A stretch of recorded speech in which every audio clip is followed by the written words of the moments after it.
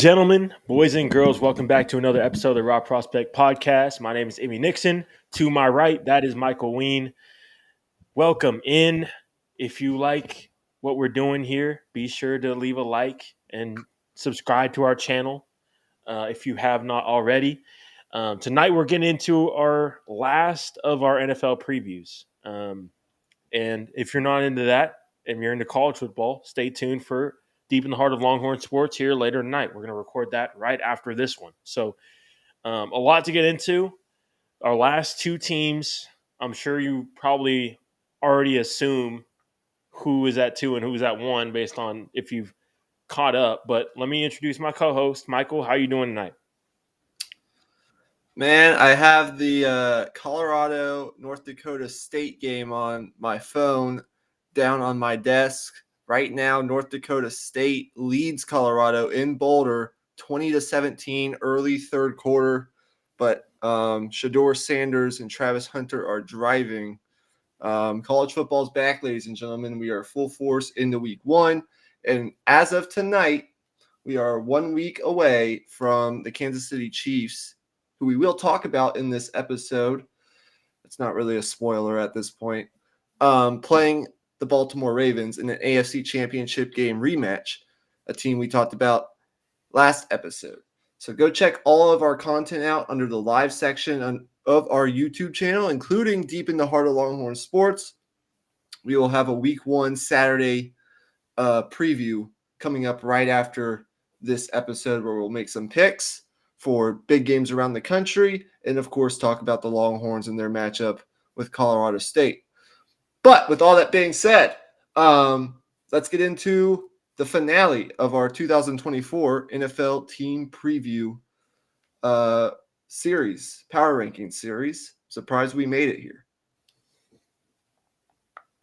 Yeah, so at number 2, we have the Philadelphia Eagles. And then obviously at 1, we have the defending champion Kansas City Chiefs. But to get into the Eagles and what happened last season, they started 11-1 last year, and they had one of the most stunning collapses in NFL history, which ended with them losing in the wild card round, getting dominated by the Tampa Bay Buccaneers in Tampa Bay in a game they were favored to win. That team last year of Jason Kelce at center, a lot of veteran guys on that team looking to win a Super Bowl, and it didn't look good. That last part of the year, they genuinely looked like one of the bottom 10 teams in football over the last part of the year, and they've addressed things in the offseason, but it's just such an interesting team right now. Yes, it's impossible to overstate how bad the Eagles' collapse was last year. After starting out 10-1, which, by the way, they'd done the previous 2 seasons. They did it in 2022. Of course, that season ended a lot differently than the 2023 season last year, which fizzled out at the end. They lost 5 of their last 6 regular season games. They got embarrassed in the wild card round by Tampa Bay. It was the first time in NFL history that a team started a season 10-1 and failed to win at least 12 games. First time that's ever happened. First time a team started 10-1 through 11 games and failed to win at least 12 games. The Eagles were that team last year. The meltdown was due to many things. There's not really one place or even 2 places that you can point the finger. There was a disconnect between Sirianni and Jalen Hurts. More on that later, which we'll probably get into. That's well documented by now. They had a very expensive pass rush that wasn't really hitting home, wasn't really effective. They decided to fire Sean Desai and hand over the defensive reins to Matt Patricia, and that was a disaster. Lots of their decisions at the end of last season did not work out. And I think that's where we can get into the offseason. But before we do that, I just wanted to point out, I think the Nick Sirianni conversation is interesting because, number one, he hires 2 new coordinators. He goes out and he hires Kellen Moore, who was previously an OC with Dallas, as you well know. And then he goes out and he gets Vic Fangio for the defense. And I'm sure we'll talk about that. But when you look at Nick Sirianni as a whole, on one hand, you look at his Pro Football Reference page, and it looks good. He's 34-17, 3 playoff appearances, and a Super Bowl berth. Among 201 coaches who've coached at least 50 games in NFL history, he has the 14th highest, winning percentage. But on the other hand, at times it's been tough to figure out what edge is he exactly giving the Eagles. What is he providing? What is his value? So that's an interesting discussion. There's a lot here with Philly. But with that, all that being said, let's just go ahead and jump right into the offseason that they had. Yep. So for the offseason, I think the main one that everybody focuses on is Saquon Barkley, and like for good reason. Obviously, Saquon Barkley is the best running back I think, on the market by far. Someone that's in his prime and to this point in his career hasn't had a good offensive line in front of him. So we still don't know what he looks like with a good offensive line. Now, hopefully we get to see that this year. But I think the thing I like about this offseason is how intentional they were in the draft to fill their needs, particularly in the secondary. They went out and they double dipped at cornerback, at defensive back, however you want to slice it.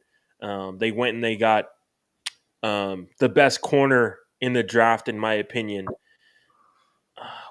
What was his name? Quinyon Mitchell. Yeah, Quinyon Mitchell. Thank you. They went and got Quinyon Mitchell, and then the second round they got Cooper DeJean, 2 guys that by many accounts are first round talents. So I think they crushed it this offseason. I think it's just right now it's whether or not the coaching comes together. I think that is the biggest question. And then from there, it's just like, can you go win a Super Bowl? That's really all it is. For me in this Eagles offseason, there's a lot here. You mentioned the draft, and that's where we have to start. The Eagles have killed the draft the last couple of years. Yep. When you look at this draft class, of course, the secondary moves stand out. They've needed help there. They needed an injection of youth in their secondary, more athleticism. They got that. They got Quinyon Mitchell, who's a fantastic football player. First time, actually, since 2015 that they've used their first round selection on a cornerback. He's going to compete for the starting job with James Bradbury, but James Bradbury, as recently as today, suffered a lower leg injury in practice that's going to require him to miss 6 to 8 weeks. So it's even more important now in the start of the season, I think, for these rookies to really make an impact early on. I haven't looked at the Eagles' schedule, but I mean, I'd assume there are offenses in this league starting right out with Green Bay, in Brazil right away next Friday, then Atlanta, then Tampa Bay, then Cleveland. Like, there are offenses that can hurt you through the air. Cooper DeJean, great football player, has the versatility to play a little bit of everything. Can play the slot corner job, which I think might be his easiest path to playing time right now. But you can also move him around at safety. Love that pick, maybe even more than the Quinyon Mitchell pick. Mitchell allowed a catch rate 30.5% below expected last year. So love those additions. I also really like bringing in Saquon, of course. I think that raises the ceiling of their running game just with what he's able to do. He's been playing behind one of the worst offensive lines in football. The Giants' offensive line ranked bottom 3 in ESPN's run block win rate and overall PFF grades in both 2022 and 2023. So they haven't been a good run blocking offensive line. The Eagles should be a lot better. Love that. And then I think we have to mention bringing in Bryce Huff, right? They signed Bryce Huff on a Yep. $17 million deal. Yeah, They it's like a traded. third down pass rush specialist. Yep, they traded away Hassan Reddick in the offseason. And Fletcher Cox retired, so they're in need. They were in need of a pass rusher, and Bryce Huff's a guy who had 10 sacks last season. They're going to be relying upon him pretty heavily to replace, Reddick along with Josh Sweat, and a 36-year-old Brandon Graham. And then they also need guys like Nolan Smith to emerge, a guy that they picked in the first round, I believe, last year. So there's a lot here. I'm going to talk about Jalen Carter later on. Yeah. But that was pretty much the offseason. And of course, you can't go about talking about this offseason without talking about the two new coordinators. So I guess maybe that's where we have a discussion next. Right. Yeah. The coordinator hires were interesting. Kellen Moore, for a little while, was getting looks at, in terms of head coaching positions. And now he's in a spot where he's just got to kind of prove himself over again. It didn't really go well with the Chargers for a variety of different reasons. I don't think he was the main cause of the struggles that they had, but I also don't think he helped things either. Things just didn't really click as well as people thought they would. And I think there's reason to believe things will be better here in Philly. I just think they have, with obviously Mike Williams being out for the majority of last season, they have a better group of weapons than what the Chargers had for the majority of last season. I think the Eagles are 4 deep at wide receiver, not even including Dallas Goedert at tight end. So I think offensively they should be a lot more consistent, a lot better. And I also think Jalen Hurts will come back determined to play better as well. Yeah, I'll give you some of my thoughts on Kellen Moore in a second, but I think going from Desai to Patricia, who was at the end of last year, to now Vic Fangio it must feel like a home run to Eagles fans. The defense was up and down under Sean Desai. It had its good moments, it had its bad moments, but it was a pretty much complete disaster under Patricia. Players, especially in that secondary, appeared confused week after week in that collapse that they had. I think what Fangio gives them is, while he's kind of old school in a way, he's an accomplished coordinator who has a defensive scheme that others throughout the league have tried to replicate. It has layers to it, but we all know the basic premise. I think what it does to their defense, though, is it raises their floor. Maybe not. It might not get them, he might not be able to get this defense to a top 5 defense or raise their ceiling, but I think he does raise their floor. I think it will be better under Vic Fangio. Because since directing the 49ers defenses under Jim Harbaugh, Fangio has had 8 seasons as a coordinator or a head coach. He had 4 seasons with Chicago, 3 with Denver, 1 with the Dolphins last year. And in those 8 seasons, he's produced a top 10 defense once. So it might not be like one of the best defenses in football unless they get, stud contributions from a couple rookies that turn into really good players right away. But Fangio, I think, raises the ceiling.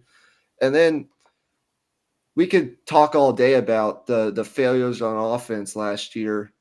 But I just think it's hard to point the finger at where that really, where the blame falls. Some of it falls on Hurts. Some of it had to have fallen on, their previous coordinator. So we'll see how the offseason additions help them. I think Kellen Moore is going to put an emphasis on using Barkley in the running game. They have Kenneth Gainwell there. They drafted Will Shipley out of Clemson. All those running backs are excellent receivers, so maybe we'll see some more of that. But yeah, it's an interesting team. Absolutely. Let's go ahead and get into X factors. Yeah, to me, in terms of X factors, I have to point to that right guard spot. Right now, it's listed as either Tyler Steen or Mekhi Becton fighting for that job right now. Mekhi Becton, of course, being the high pick at left tackle for the Jets a few years ago, struggled with injury and kind of foot speed at left tackle. Now he's looking to move inside to guard. That might work, but Steen left the preseason game with an ankle injury, so just that right guard spot is one that I would point to. And then on the defensive side of the ball, I think Jalen Carter going into year 2 has obviously has the ability to break out, but also I think this team kind of needs him to break out. Bryce Huff and Josh Sweat aren't really every down defensive ends. Like those are kind of pass rush specialist type of guys. I like Nolan Smith playing there as a third edge as well, but I think Jalen Carter is the guy I would point to as someone who could get up into the 10, 11 sack, 50 plus pressures range this season. Yeah, you stole mine. Jalen Carter is the guy I wanted to talk about.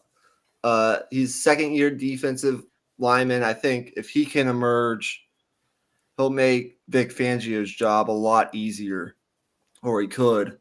According to Pro Football Focus, he had 49 pressures last year, which is actually the most by any rookie defensive tackle. And he had 6 sacks, which were third most. According to Next Gen Stats, he ranked top 20 among all defensive tackles in sacks and pressures in 2023. We know about the prospect, the player Jalen Carter, the tools that he has, the quickness, the power, the leverage.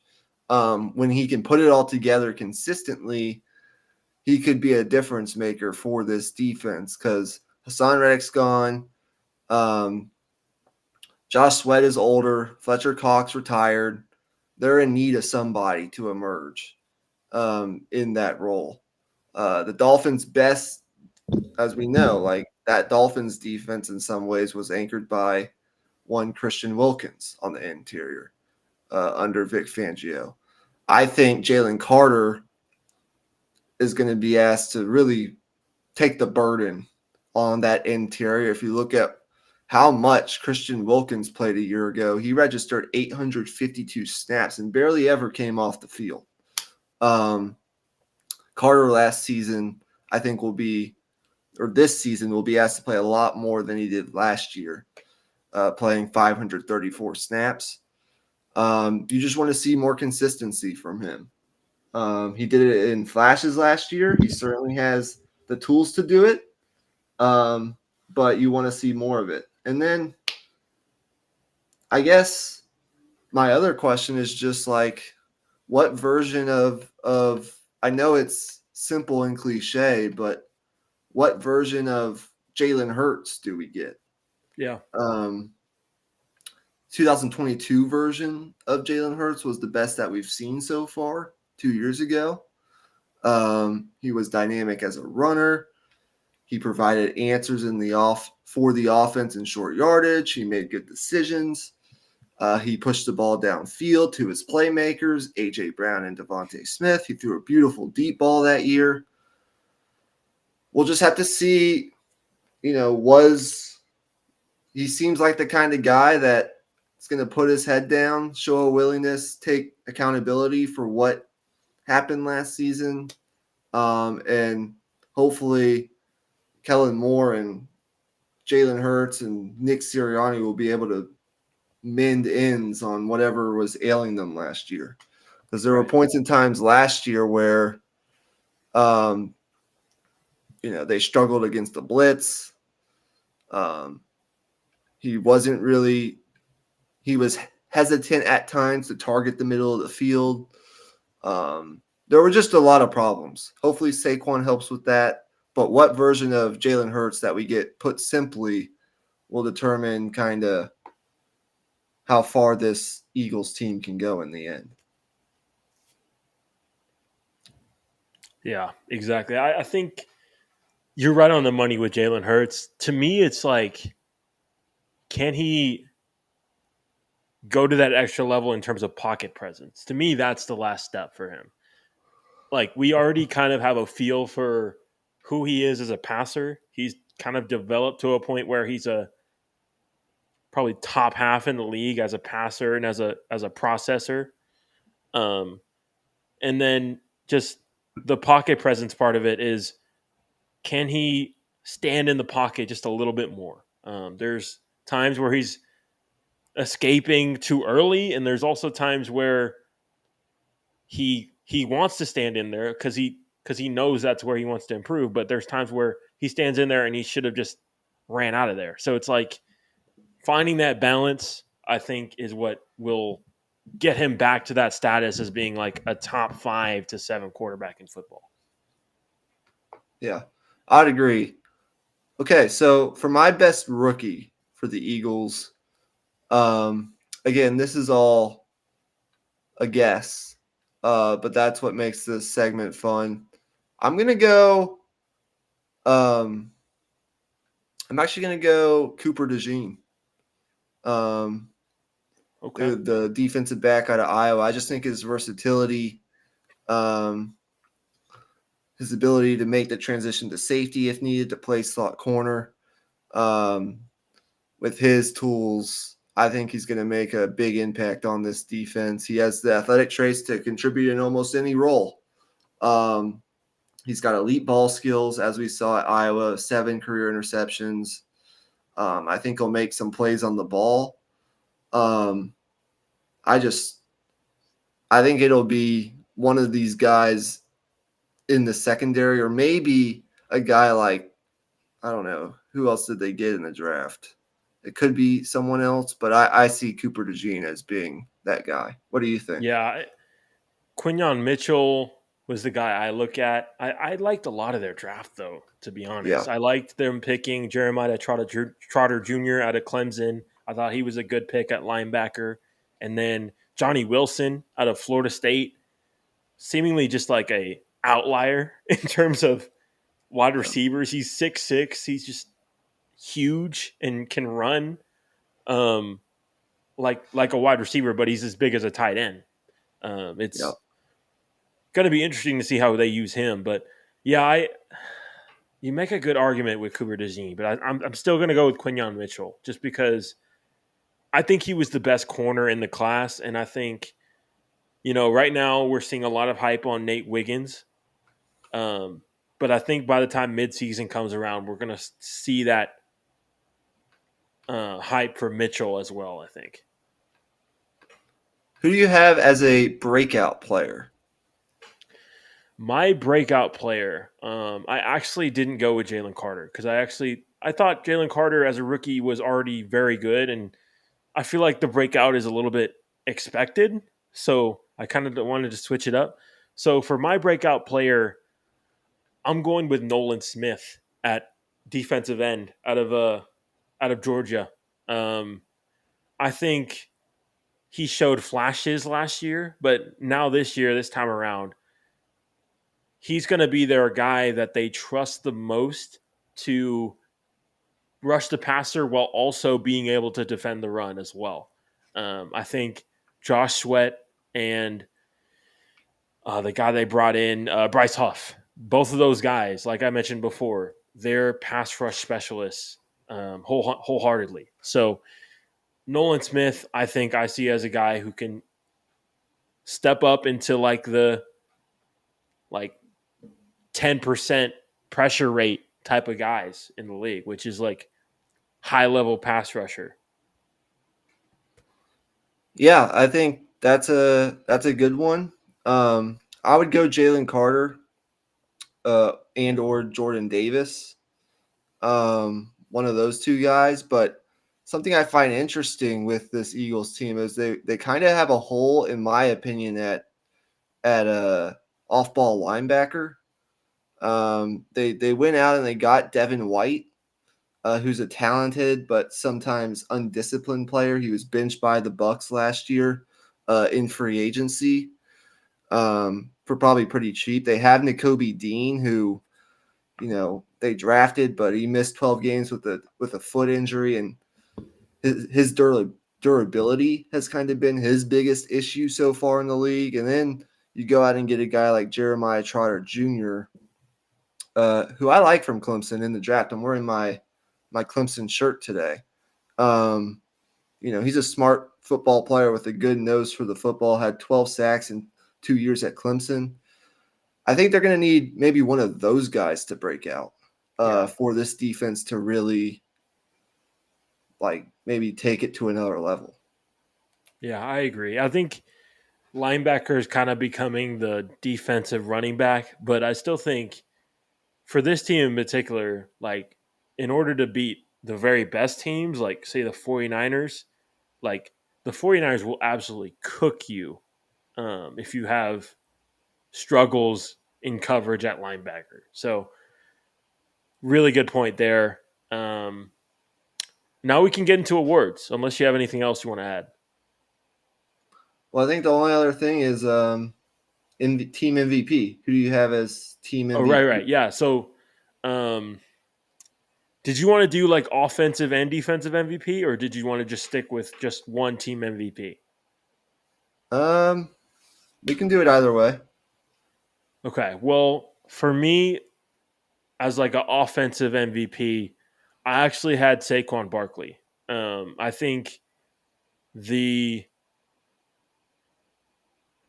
boost that they're going to get in the run game, I think, can't be understated, or can't be overstated, rather. I just think you add a runner in his prime to this level of offense. I just think as long as he stays healthy, it's going to be a really special group on offense. And you add in the fact that Jalen Hurts is back healthy and he's going to be able to run the football the way he does. I think Saquon Barkley is going to have a career year here.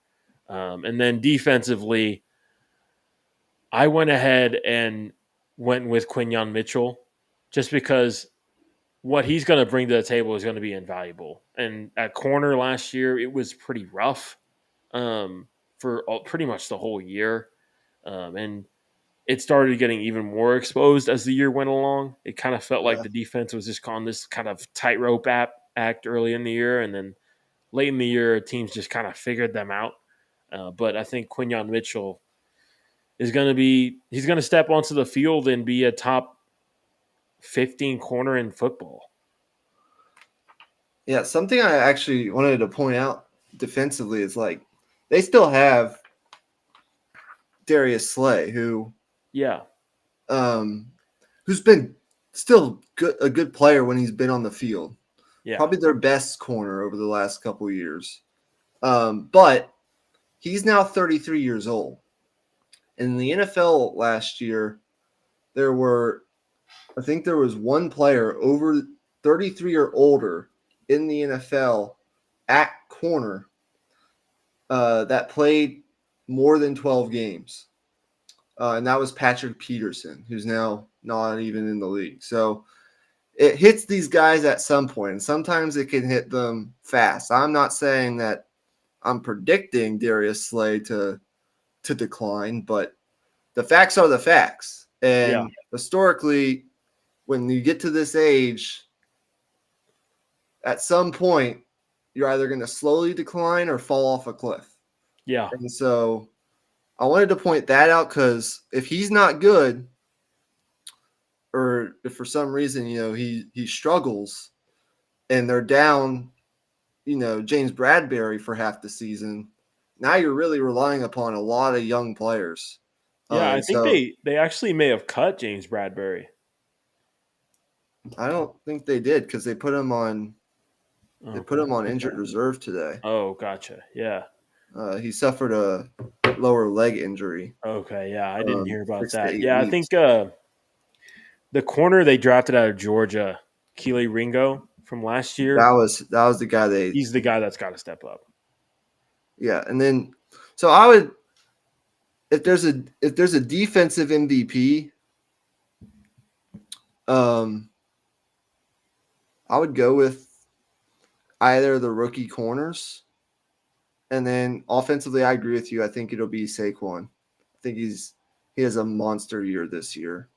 Uh, Ability to be a factor in the passing game, I think, will be a big reason I mentioned earlier that this offense succeeds. And even in its worst moments, like with Jalen Hurts leading this offense, no matter who the coordinator has been, in 3 seasons, the Eagles have finished 11th, 3rd, and 10th in offensive efficiency. So the floor is still pretty damn high. And I think Saquon raises its ceiling with this offensive line. So I would agree with you Yeah, there. agreed. All right. Let's go ahead and get to our last team. I think 20 minutes is pretty much all we need for this last team because everything that needs to be said for this team probably has been said before outside of the additions they've made. But last year, the Kansas City Chiefs, they won the Super Bowl, as we know, They did. in a year Yeah. where they shouldn't have won the Super Bowl. They, for a lot of the year, didn't look like the Chiefs. I mean, just to put it simply, like their receiving play was just kind of bad. Yeah. And it just didn't look like they would have enough offense to put it together and be able to get to that point, but they did. And here we are. Now they've seemingly gotten better this offseason. They've added at wide receiver. Um, I think the interesting part of it is it was never like a question of, oh, Patrick Mahomes isn't playing as good this year. It was just the receivers weren't getting open, they weren't catching the ball, and it just put this offense. It basically like just put a giant cinder block and tied it to their chest, and they just had to carry it around the whole season. And they were still able to win the Super Bowl. So Yeah. We're not going to belabor the point of they have Andy Reid and Patrick Mahomes, and as long as those two are together, they can beat anybody, and yeah, they'll be an AFC contender. We're they not going will beat to, anybody. yeah, they're we're not going to say that over and over. What I will say about the Chiefs is they just it was not a linear season last year. They had some bumps in the road. You know, they were there were times last year where it just kind of felt clunky, as you mentioned. You know, their second primetime game was against a terrible Zach Wilson led Jets team. And in that game, the Chiefs almost lost that game. And Mahomes threw 2 interceptions, which we rarely see him do. They sat at 8-5 through week 14. From October 23rd through December 16th. Think about that. October 23rd to December 16th, right? Kind of in the middle of the season to later on in the season, like the last quarter of the season. They won 2 games in that span of nearly 2 months. So it wasn't a linear season like you might expect a team with Patrick Mahomes and Andy Reid and what we've seen in years past for it to be. But they won the Super Bowl because they had a lockdown, shut you down secondary, a fantastic defense that was fantastic situationally and shut down most of what they faced in the playoffs, including that Ravens offense on the road in the AFC Championship game. And they have number 15 in Patrick Mahomes, who, when the lights are the brightest, he's the best. So that's pretty much the Chiefs. They went out and they made some moves in the offseason. And so let's go ahead and get into that so we don't, belabor the point of. Right. Yeah. So in the offseason, The Chiefs went ahead and drafted our guy X from the Yep. University of Texas, Xavier Worthy. Um, The fastest man in the history of the combine. Keep yep. going. Pairing him with Patrick Mahomes, so it's clear they had a clear goal this offseason. Put it simply, they wanted to reignite the deep passing game. They they go and they draft Xavier Worthy, we just mentioned, but they also went into free agency and they got Marquise Brown on a 1 year kind of prove it deal, which I Yep. think is a little bit under the radar.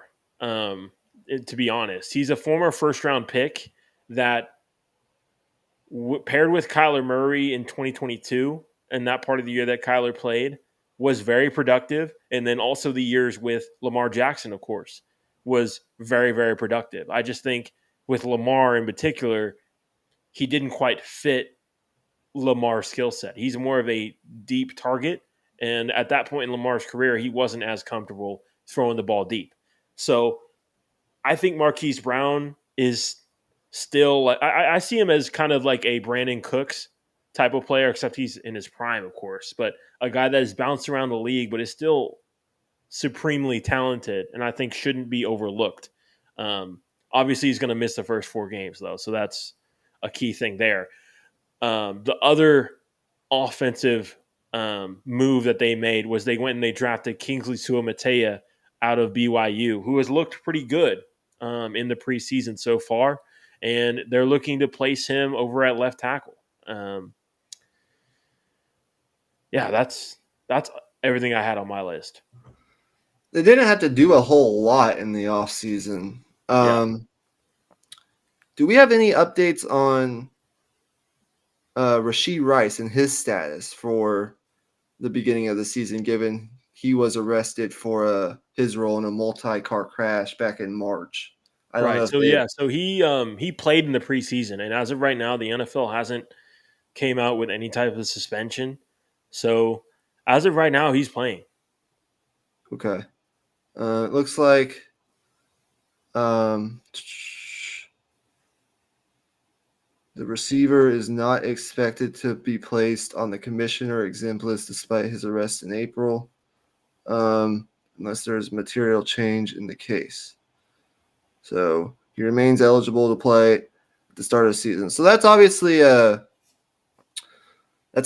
something we'll keep watching because that's not settled yet. But it looks like he's going to be available as of next Thursday because I mean we're a week. There's a week. There's now less than a week between now and that opening game. I don't know if something will happen between here and then, but the point in making that was like if Marquise Brown is out with the injury that he suffered in the preseason for the first 4 weeks, and then you're down Rashee Rice with the suspension, then your receiving corpse is kind of thin at that point to start out with. But I do like the additions. I agree with you on Marquise Brown. I thought it was maybe the most underrated offensive addition in this entire offseason. Yeah. He's just a good player. Love Xavier Worthy, like the speed, everything about Xavier Worthy, the route running, the separation. It fits this offense perfectly. We've seen the highlight reels in preseason already of him going deep and Mahomes just unloading these unbelievable throws off his back foot, 50, 60 yards down the field. He had a pretty good game against, I forget who they played, but he had a touchdown I or think they two in the played the preseason. Bears. I think. Yeah. I think he's going to be an absolute stud. And then re-signing Chris Jones is obviously one of the highlight moves of the offseason, along with Right. the offensive tackle they drafted. So they had a good draft, I think, especially the first couple picks. And something we haven't talked about yet is they actually traded away L'Jarius Sneed to free up some cap space defensively. That's actually gotten some high remarks by, people around the league. That move just freeing up some cap flexibility. Definitely didn't do a whole lot, but it's the Chiefs, so they didn't really need to.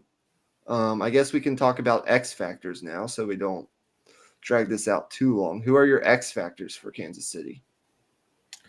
My X factors, one, I think you got to mention Kingsley Suamatia at right tackle. Anytime you're putting a rookie out there at tackle, like right from the jump, it's a question mark. So how will he play, and just will he be able to be solid enough in pass protection? Because the good news for him is his quarterback is Patrick Mahomes, so he can kind of cover up some things with his elusiveness. He just can't get completely destroyed. Just hold up for like 2-ish seconds and you're good. Um, and then the other part of it I definitely got to mention is you mentioned them trading L'Jarius Sneed. Right now they're relying on a few different guys on corner opposite Trent McDuffie. Um, Christian Roland Wallace, the guy they drafted at USC this year. Eric Scott Jr. I think they brought him in the previous draft. I think he was an undrafted free agent. Don't quote me on that. And then, of course, Jalen Watson, who's played quite a bit in this system as well. So they have a few options there. I think the corner opposite Trent McDuffie is a question mark as of right now. Not because they don't have talent there, but just because they don't have a proven guy there just yet. And then slot corner as well, because Trent McDuffie in run situations loves to play out of the slot and kind of be a run stuffer. Like we know he loves to come up and hit. I don't know if he's going to have the luxury to do that now that Snead is gone. Yeah. Something that stands out to me just looking at the Chiefs' schedules is they're going to face Lamar Jackson, Joe Burrow, and Justin Herbert in like the first month of the season. Wow. And then they play San Francisco. So the schedule coming out looks pretty daunting, but nothing the Chiefs can't, figure out. I think the corner spot's definitely an X factor. I think just some of the guys around Chris Jones could also be mentioned here. George Karlaftis on the outside. Now, like he had a good year last year. He's a really damn good player. Charles Omenihu, who I think they re-signed, had 7 sacks. So they return some of those guys. Omenihu is going to miss the beginning of the year after suffering that torn ACL in last year's playoffs, which I think means their first round pick last year out of Kansas State is going to play a lot. Felix Ndike Uzama. Yep. I'm not going to try to say the name. I apologize. I think those guys will be interesting to watch. And then offensively, I guess it has to be out of the receivers. Let me ask you this question. Which receiver would you pick out as like the guy that has to be the guy, if you know what I mean? The guy that has to be the guy. Or maybe a better question is, who do you think emerges as like the number one option outside of Travis Kelce? Well, I think they brought in Marquise Brown to be that. But now I think that has to be, I guess, a combination of Rashee Rice and Xavier Worthy here early on in the season. To me, like it'll be kind of a 1A, 1B situation. Those are two guys with very different skill sets, so they'll be able to coexist pretty well there. A guy that I kind of point to as kind of a number 3 option while Marquise Brown is out, I think Justin Watson. He's got to step up. He's played pretty well for them. And honestly, last year he had the most reliable hands out of the wide receiver group, in my opinion. Those are the guys I would mention. Do they still have Sky Moore on the roster? Yes, they do. Yeah. That's an interesting one. That's an interesting situation because really no breakout season for him last year. And what was his second year? 21 catches, 244 Yeah. yards. Pretty much identical to what he did his rookie year, 22 catches for 250 yards. There's been some injuries, some drops that plagued Kansas City last year in the receiver room. He has an interesting future. Now, originally it was thought like it was between, I think, him and Kadarius Toney fighting for kind of that, what would it be, like fifth receiver spot, fifth or sixth, Right. Yeah. like one of the last receiver spots on the depth chart.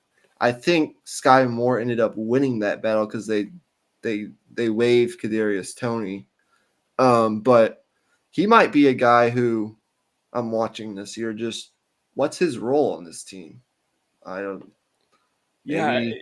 Everybody was so quick to rule him out, but he's still Yeah. so young. He's only 23 years old. That's younger than a lot of Exactly. rookie wide receivers. So Yeah. I like that you pointed him out. The last guy that I really wanted to mention was Carson Steele. I don't know if you've watched a lot of the Chiefs preseason, but he looked like a stud, man. He's a rookie out of UCLA, 6 foot, 230 pounds as a running back, only 21 years old too. So I Yeah. think um, Isaiah Pacheco, unless he has a huge season, is potentially a guy that they could move on from. Because I think Carson Steele, he has a chance to be really, really good. I think this 2-man unit here at running back could be pretty damn good. Okay. Let's wrap up here with our awards for our number one team in our power rankings. Of course, Kansas City Chiefs. Rookie of the year. Are you going Xavier Worthy? Yeah. Yeah. Yeah. I mean, I feel like that's I mean, you Pretty. got to. I mean, I got the Texas on the hat. Like we're Texas guys. We have a Texas podcast. Like, how could you not, you know, say that one of the best Texas wide receivers we've ever had is going to go to the NFL and, you know, cook with possibly the best quarterback we've ever seen. So I Maybe feel this like is it's a no brainer. a better question for Dithole, and if it is, you can tell me. But of all the Longhorn rookies who made a roster, I think we have Jalen Ford, Jordan Whittington, Xavier Worthy, AD Adonai Mitchell, Mitchell, Byron Sweat, Murphy, Murphy, Tavondre Sweat. Do you think Keelan it's Robinson. Do you think it's Worthy? That's the best bet to be the most impactful right away, just because of the team that he's on, or would you pick maybe a Byron Murphy or a Tavondre Sweat or someone I else? think I would choose Murphy. Just because I think defensive rookie of the year this year, I think it's between him and Latu. I think it's a 2-person race Yeah. personally. Um, and I think Worthy, I think he's going to have a great year. Don't get me wrong. But also, he's a guy that's going to be getting targets 30 yards down the field. So, in terms of efficiency, it might not be there. And also, he's there to open up the field as well for Travis Kelce and Rashee Rice. So, I don't know if the volume of targets is going to be there right away. I agree. Um, Offensive and defensive MVP. Ooh, let's see. I mean, it's hard to not go with Chris Jones on defense, but Yeah. I'm going to throw you a wild card. I'm going to say it's George Karlaftis. I Okay. think he's set for a breakout. I mean, if there was a breakout player award we were doing, I mean, he's the guy to me. I think he could have like a 10 to 14 sack season and make a huge impact. I mean, he's huge at defensive end. Like he's a guy who you can have at defensive end and then put him in at D tackle kind of in like a NASCAR package and go with speed on the interior. Like he's 6'4", 260. Like that is massive for a defensive end in today's NFL. Yeah, that's a good one. If you're not going Chris Jones, and I'm not copying you and going George Karlaftis, I would go Trent McDuffie. He was first team All Pro last year, just his second season. He forced 5 fumbles, had 3 sacks, does a little bit of everything. Yeah, he's going to take on more of the burden without L'Jarius Sneed, presumably, but that could give him even more opportunity to, like, I don't know, be the MVP of the defense, if that makes sense. So yeah, I agree. I would agree with that. Yeah, I mean, I love Trent McDuffie, man. You know how I feel about McDuffie.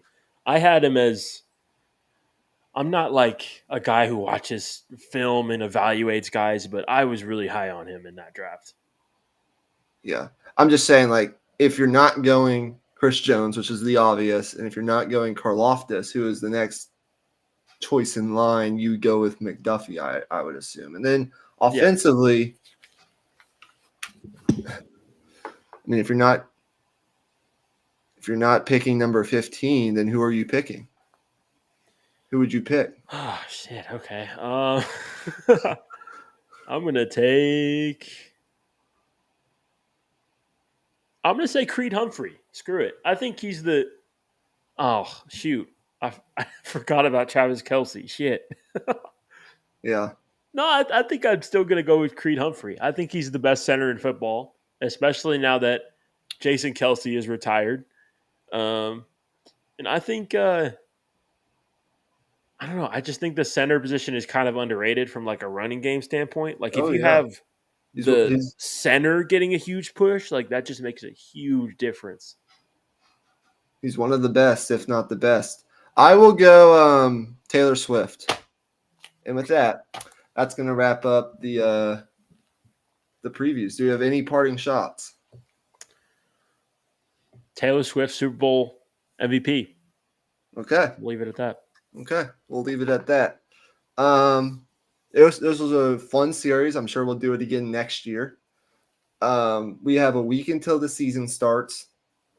As we mentioned on Tuesday, I think that's when we recorded our last episodes, but I'm losing track at this point. We're doing a prediction, a full NFL season prediction episode with records, division winners, who makes the playoffs next Tuesday or this coming Tuesday. So you'll want to tune into that, and then we'll officially go into season mode. What will that look like? Well, it'll be I think it'll be Tuesdays every week where we're recapping that week of games like we did last season. Emmy and I are I've been doing a picks league, picks against the spread, pick 6 games every week. You can win money each week if you go 6-0 against the spread. We're in that league together this year, so maybe we'll have episodes where we're talking about our picks briefly. We'll probably talk some fantasy football throughout the season, and then just other things that come up along the way, the trade deadline, big storylines, injuries, all that. Finally, I guess this would be my parting shot. Good Lord. Effing God. Thank God the Brandon Ayuk saga is finally over. Yes. It's finally done. But RIP to my fantasy team. I didn't draft him. It's good for the 49ers. He was available in like the 5th round. It's good for the 49ers that's not something that lingers into game week. Yeah. It's good for Ayuk, of course. The interesting thing is, though, it was reported that he ended up just taking the deal that's been on the table for like a couple of weeks now. So I guess he was just like, fuck it. Where else am I going to go that's better than here? Yeah. When you start talking about the 49ers, like I keep thinking about that 49ers diss track that I sent you the other day. Yeah. Gosh, I feel like at some point that's going to make an appearance on the podcast. I don't know. I feel like it might be soon. Who knows? I feel like those AI diss tracks are going to be a popular thing this this football season Yeah, across. but that one I don't. That one isn't AI actually. That one's he's a Cowboys creator, I guess. He makes Cowboys diss tracks every time that we lose in the playoffs, which is every year. But yeah. That makes sense. All right. We have another episode to do. So we'll get out of here and we'll see you on Tuesday for our predictions episode. And I'll let Emmy sign us off. Yeah.